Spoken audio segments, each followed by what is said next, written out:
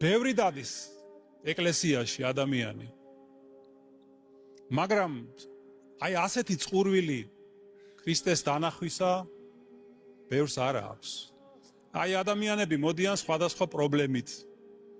ზოგს შვილი ავად გაუხდა, ზოგს პატიმრობა ემუქრება, ზოგს რაღაც მძიმე აზრები აწუხებს.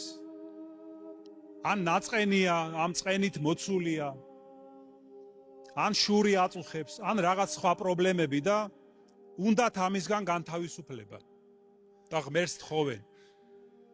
მაგრამ რა იშვიათია ძმებო და დებო, რომ ადამიანს ეთქვას, რომ მე მინდა ქრისტეს დანახვა.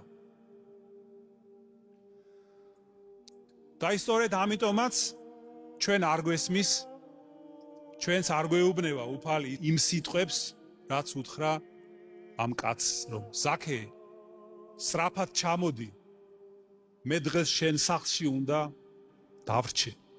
და რატომ უთხრა ეს? მხოლოდ იმიტომ, რომ ზაქემ მოინდომა მისი დანახვა და მასთან შეხვედრა. და აი ამდენად უფალი ყოველთვის მიდის იმასთან, ვინც უფალს ეძებს, უფალსთან შეხვედრას ეძებს და ვისაც მისი დანახვა სურს.